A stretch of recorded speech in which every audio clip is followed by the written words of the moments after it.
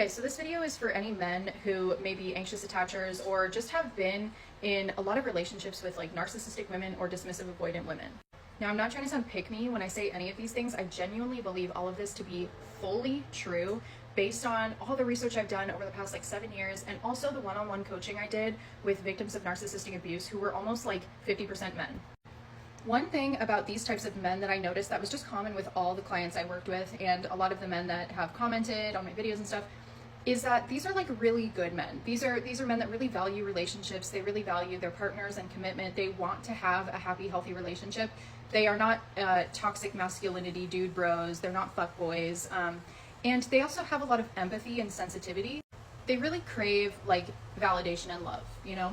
And one thing about men, particularly, you know, in our society that is very patriarchal, is our society has essentially taught men that like the most important thing is your masculinity, and that you must remain like stoic, and crying is a weakness, and showing emotion is a weakness, and being too emotional is girly, and you don't want to be like that, and be tough.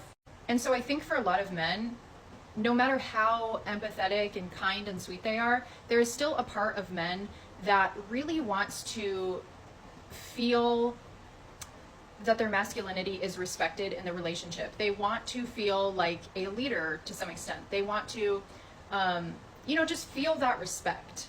And what will happen to these men who date these narcissistic, unavailable, dismissive, avoidant women is that their masculinity gets weaponized. So the way that it will happen with narcissistic women is that the narcissist will rush in with love bombing, will make this man feel better than he's ever felt. She will put him up on a pedestal. She will make him feel like a fucking king. And at a certain point in the relationship, she will flip.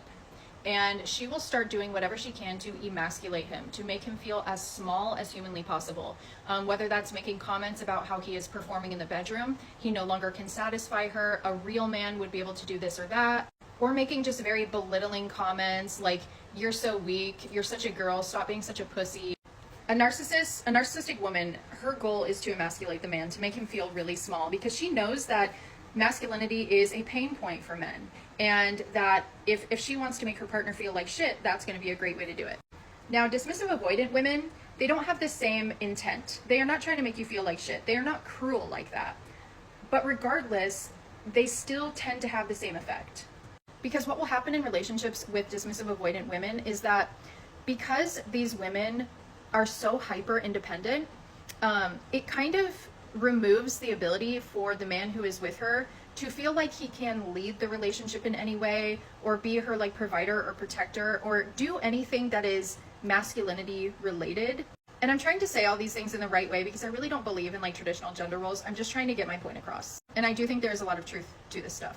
So the woman is like doing everything for herself, which is great that women can do that. But when a woman is so hyper independent that she cannot see the relationship as a union, then the man just feels really kind of excluded and isolated because he can't do anything for her. And a lot of men really want to be able to do things for their partner. They like to feel needed.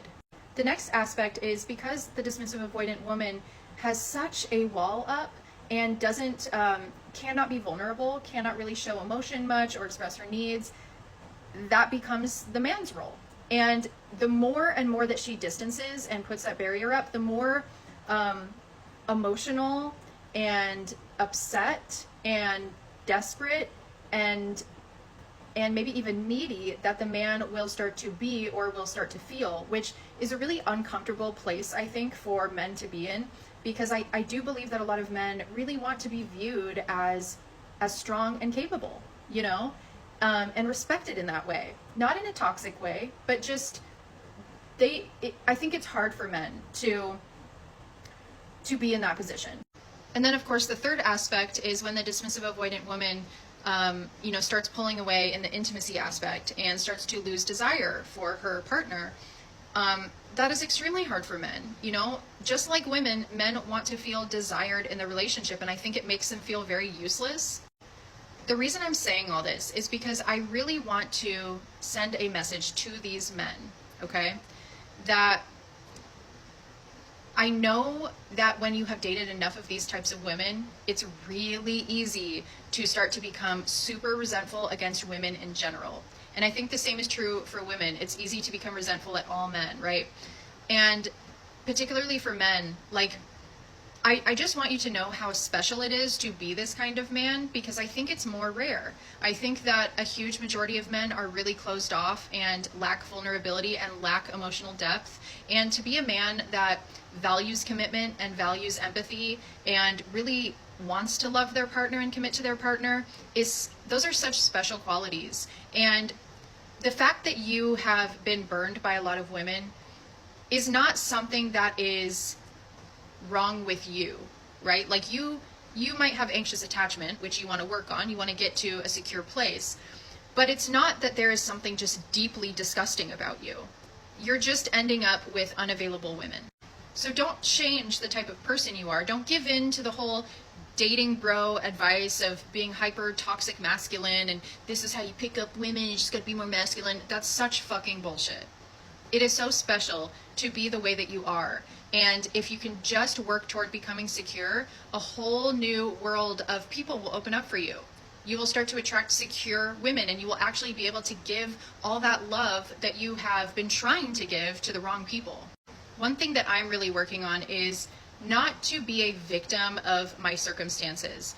And there is nothing more unattractive to me than when I meet a man who is a victim of his circumstances. Oh, every woman always does this to me, you know, blah, blah, blah. And I know I've been like that. Oh, every man always does this to me. You know, I'm really trying to get away from that type of thinking, because I'm the common denominator in all my relationships. And although there has been a pattern of men treating me a certain type of way, there is a reason why I have gotten involved in those relationships. And we have to start looking at what is underneath that and working toward becoming secure, rather than like sitting and steeping in our resentment and our anger toward the opposite gender. It's just not useful. It's not helpful. There's a whole world of secure people out there who would love to have an empathetic partner who loves them, who cares for them, who values relationships and commitment.